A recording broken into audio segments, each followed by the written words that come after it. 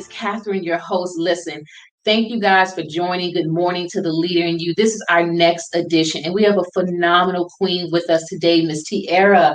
Oh my gosh, we are so thankful. We are grateful that she is on the show today. And today we're going to peel back the layers. Who is Tiera? What is her ambition, right? Yes, yes. Peaceful ambition. How did she get started in her business? But more importantly, where is she going and how is she growing in her leadership capacity? So for those that's watching now or going to be watching the replay, we have this show for number one reason, to pour into the lives of other leaders so that way we can stay connected and we can all strengthen one another. Miss Tiera, welcome to the show. Yes. Hello, hello. Thank you for having me. Absolutely. Hello, everyone. Good morning to the leader in you. The reason why we call it that is because we want to awaken something on the inside of us, right? And so, Miss Tiera, you've gone through a journey as well. Yes. So we want all of the viewers to learn about who you are and your journey. Now, we know we're in Orlando, but you didn't start in Orlando. No, I did not. So Pennsylvania is your hometown. Yes, my stomping ground. Yes. and back home, you was a track star. Yeah. So talk about your journey. How did you fall into being a track star? Like, why was that a part of your journey? Why did you love track? And talk about your experience through that led you into college. Because you have a journey that she went on to multiple different states. So talk about your leadership as a track star. Yes. So I can honestly say my earliest childhood memories were running track. Even if it was out in the streets, chasing people or, playing tag, I've always just loved to run. So I remember I was in school in Philadelphia at the time because I went back and forth from Harrisburg to Philadelphia, and I might have only been in second grade. And I was playing with some kids. My coach came to me, or my gym teacher, she said, you need to run track. And I was a little kid. I'm like, I like to run, sure. Right. So I came home, told my mom, and my mom was like, I ran track at the same school, go for it. And she pushed me and everything. But at the time, she was a single mom.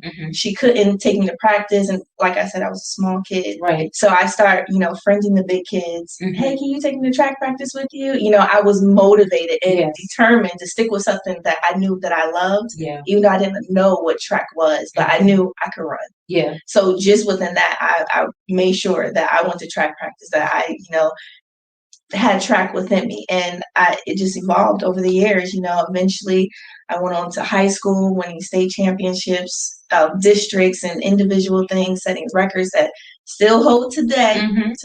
Right. And it's just, it's always been something in me. So, it took me to college, and eventually I met my husband, and, now I have children that also love track. Okay. So it's just, it's passed on to your children. Yes. So it's a blessing.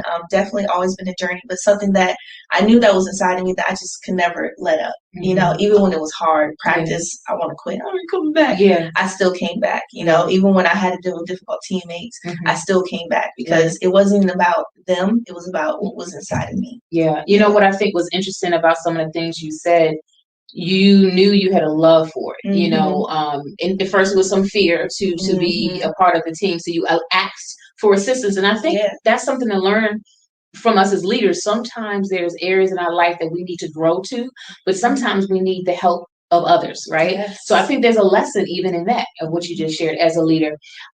You knew what your love was, you knew what your passion was, you asked for help. Now let's talk about the endurance as a track star, right? So I know you had to have a lot of practice time physically on your body. So talk about how you had to endure as a track star, as that connects to you being a leader. Well, a lot of times when I won the state titles and championships and stuff like that, people saw me, oh, Tiera, the track star. And then when it was out of season, I just was a normal person. So, as a kid or a young adult, that plays on your ego. So I had to learn that, it may not be track season, but I'm still a star. I still had to hold my head up high and say, hey guys, I can't just wait until I feel like other people are highlighting me to feel like I'm highlighting myself. Yeah. So that was something, I had to endure a lot. That's mentally, it can be tiring to say, okay, people like me now, but now they don't like me. So it was something that I had to just pat myself on the back. It may not be track season, you may not do any other sport, whatever the case is, but you're still great in your own life. So what type of conditioning of your Mhm. body did you have to go through to be even ready for those track meets? Crazy. Mentally and physically, what did you have to endure? Well, physically, of course, track practice almost every day. Diets that our coaches want us to be put on. Throwing up, getting up, running, keep on pushing. Mentally, same thing. When you throw up, you just want to lay down. You want to relax. But the fact that someone's saying, no, get back up, it makes you tough. It makes you know that, I can cough up a liver, but I still got to get back up. Same with life. I can go through life, but I still got to get back up. So it definitely helped me, especially working with teammates and, listening to someone that can be like a mentor to me. So it definitely helped me with life. Yeah. Yeah, definitely did. And for those that are watching now or watching replay, or you may share this link with another leader, I think it's some lessons to be learned out of your track experience, right? Yeah. The endurance that you had to go through, the endurance we have to go through as a leader and as an entrepreneur.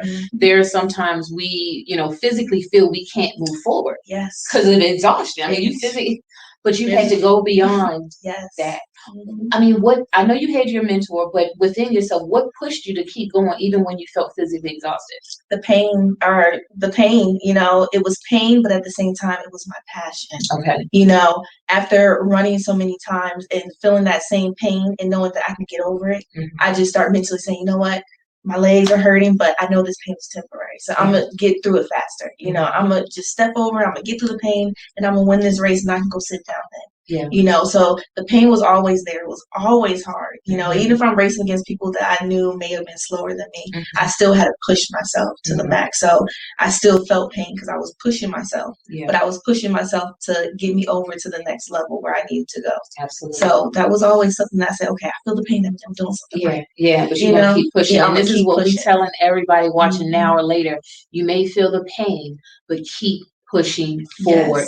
Now your journey continues. You're about to then transition and go to another state. Talk about what state you moved to and the college you attended. Okay, so you mean when I graduated? When you graduated from high school, and there's time for college. Yes. So talk about that transition. Okay, so during graduation, I really wanted to go to University of Miami. That was where my heart, my body, my soul, everything was Miami. That's all I don't want to talk no other college but Miami.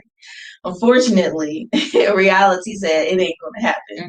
So I took a junior scholarship to a school in Missouri, St. Louis, Missouri. And it was actually a community college, but they had a track team. They still raced against big colleges and everything. And it was an opportunity. So I said, you know what? Let's do it. Yeah. But we didn't have dorms. We had to get a job. Okay.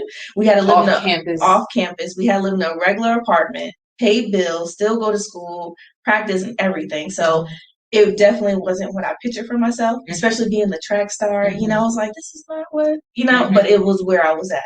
So, I practiced, I did everything that I had to do, eventually met my husband at the time, and it just kind of snowballed from there. Yeah. But it's lessons in that. So you originally wanted to go to University of Miami. You ended up in Missouri. But even with that detour, because that's what happened, it was a detour. Yes. And in our life as leaders, we're going to face many detours. What would you say you learned from that detour? I learned that, even though maybe somewhere in your life, you may be seen as, the golden child or, oh, you got it. You can go somewhere else and be seen as a nobody. So, of course, you can't say, this is who I am, because people may see you in that light, and then you go somewhere else and they're like, who are you? So really, you just have to, and it did take, an ego shot in me. I'm a state champ and all this stuff, and I go to college, and there's girls that I'm looking like, oh. So, you really just have to always be proud of yourself and always say, okay, and never be big-headed also, always say that, I can do this and I am good at this, but I'm not the best. Yeah. And I know that I'm not the best, but I'm going to keep on trying to get to be my best, so that was something that I really had to learn. I think too is also iron sharpened iron. You were now around other competitors, right? In your same industry, in the track industry. Yep. And did you feel you had to step things up? Yes, I had to, because, I'm a freshman coming in. So there's girls that already been here for years that's looking at me like, ha. And I'm thinking I'm the big bag dog. And they're just like, no, you're a little sheep. So, it definitely made me open my eyes to say, I'm a little ant in this world, and it's going to take some time, some practice to build up to get there. So in other words, there's always room for growth. There's always room for development. Yes. And, us as leaders, we have to be open to be sharpened by other leaders in our industry. So you first have to understand what industry you're in. So there may be many individuals watching this segment. You're a business owner. Reach out and connect to other leaders in your industry. Iron sharpens iron. I learned that a long time ago, and just hearing you share, that was your experience. Definitely. Now you then transition. You had another transition. So you graduated. You're working in Missouri. Talk about the next transition that brought you to Orlando. Okay, so I think I don't know what year it was, but when everything happened with Mike Brown and all that, I had a kindergartner at the time, and also my son. He was in daycare, and we didn't live in Ferguson. We lived outside of the town, like on the outskirts.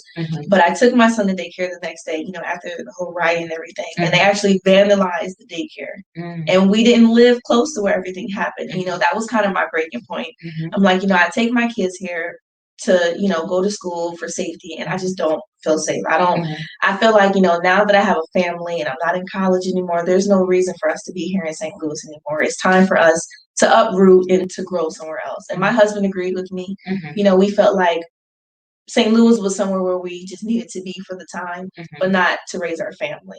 So we made the decision. It was 2015 when we made the decision. We say 2017 we're leaving. I don't know what's going to happen. We're going to work up to that, but we're leaving. And that's just what we did. March of 2017, we packed our bags with, honestly, just our clothes. Everyone had a trash bag of clothes. We had 2 cars then. My husband had the clothes in his car because he had a small car. And I had the kids with me. We drove down to Florida, found a hotel off of International, stayed there for 2 weeks, and it just, things just happened. So why did you choose Orlando? I was able to transfer my job. At the time, I was working as a project manager with Spectrum. So they actually brought out Bright House at the time. Yeah, so I transferred my job. So as soon as we moved out here, maybe 3 days after moving here, I had to go back to work. So I had to leave my husband in the hotel with the kids, and they were on spring break. So we had to find a school from it was like crunch time. Right. Even though we wanted to we prayed. Yeah. We just, at work, I'm like, I'm stressed out and everything, but we talked to each other and we worked through it. And here we are almost 4 years later. 4 years. Yeah. So you packed with the family, you and your husband packed with the kids. You got on the road. You said with trash bags. All of your items in a trash bag. Yeah. So y'all left on faith. When you got here, you was in a hotel on International Drive. That's definitely stepping out. Yeah. How long was it before you was able to find a place to stay? Honestly, we probably found a place in 2 weeks. Okay. Just because we really needed a place. And sad to say, we found a place that was too much for us. But it was just somewhere, we just needed to find a place.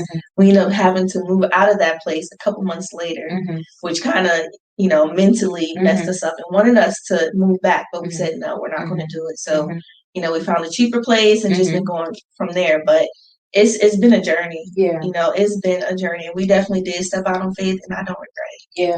Now, something happened when you moved here to Orlando. You came here with a job transfer, right? But talk about what happened in the midst of you moving here, and you initially had the job. Something happened. Yes. Share with everyone what happened. And the reason why I'm asking her to share, because this is where we're about to transition into her entrepreneurship and her business that she has recently launched. So you had a job when you transferred here, right? But what happened to the job? So my boss from St. Louis, he used to fly, back and forth a lot. And then eventually he stopped, and I was working with other people in my office doing the same thing. And they were like, something's funny. We haven't seen, our supervisor in so long because he usually checks on us. Then one day he came down just out of nowhere. And he's like, everyone come to the office. We're like, okay, maybe we get a bonus. Right. And he's like, we're going to have to let you guys go. And there was only 5 of us in the office. It was a small office. And we all looked at each other. We kind of already felt the vibe. And from that point on, I was just like, what am I going to do? Because, I was raised to, have a job. Yeah. That's normal. Have a job, have something that that you can bring in income. That was normal. That was the right thing to do. So, when he said we were being let go, I just thought about, I just moved here. I have kids, we just got a house, and, my whole insides were like just crashing basically.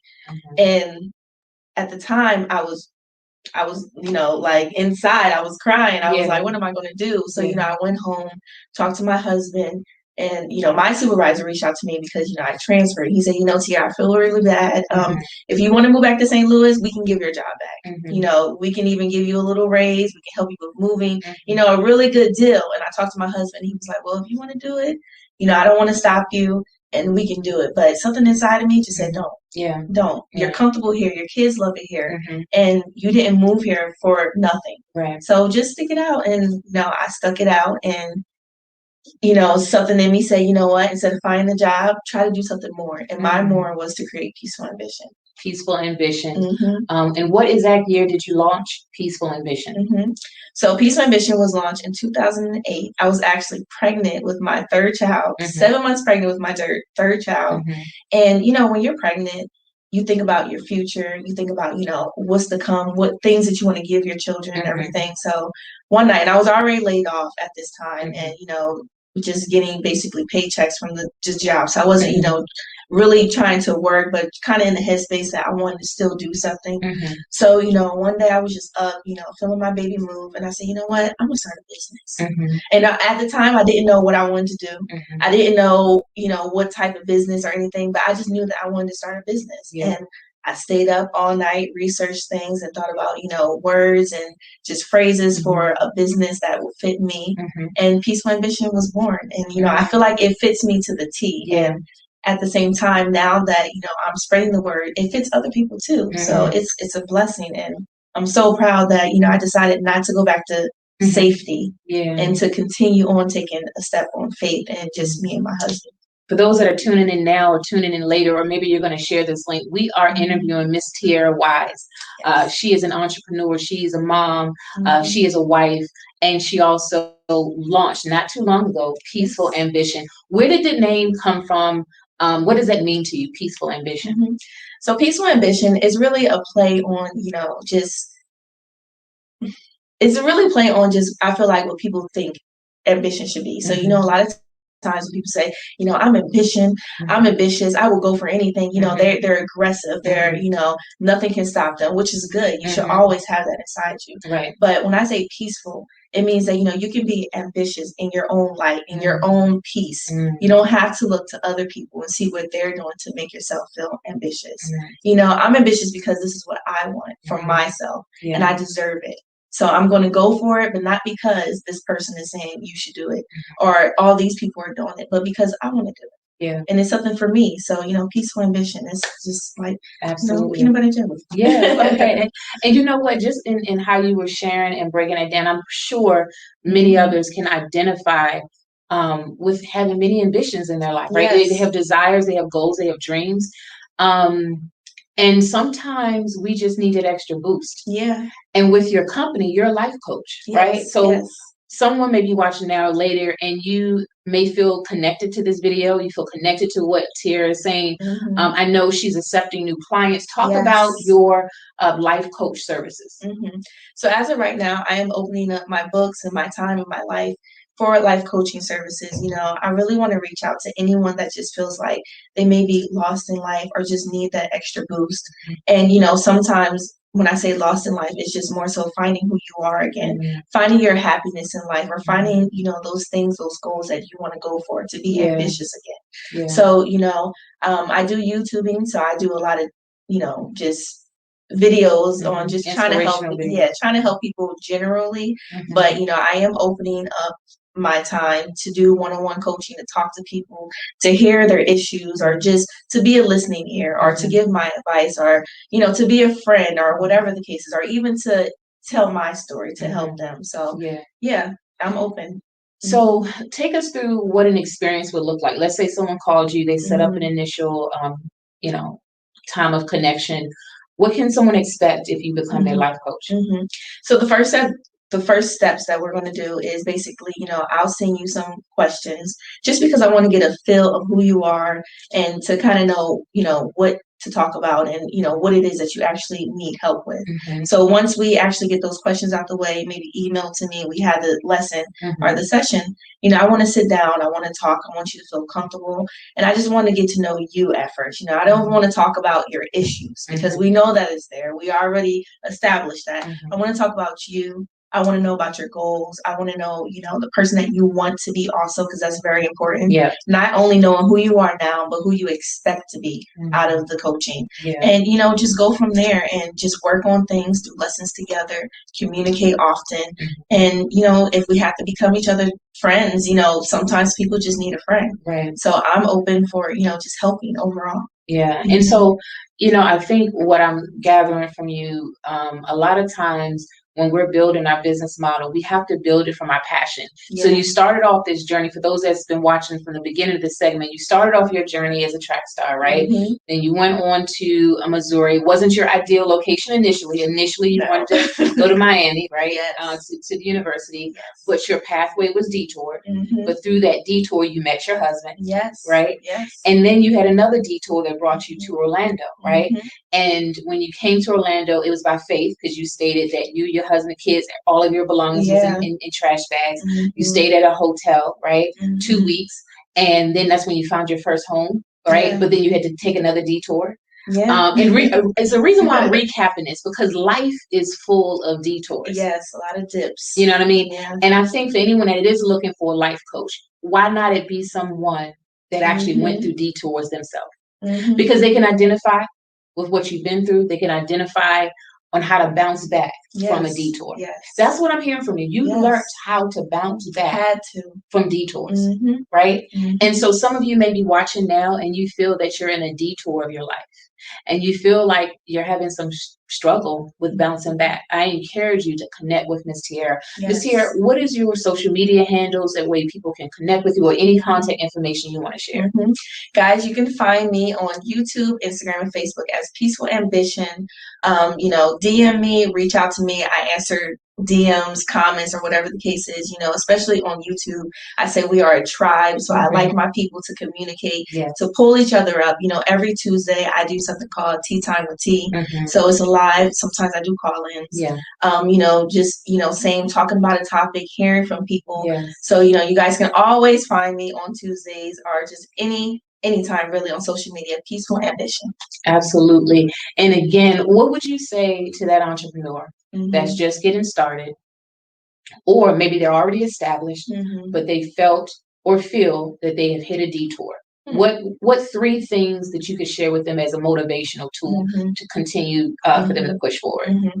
So definitely the first thing that I want to say is put God in everything.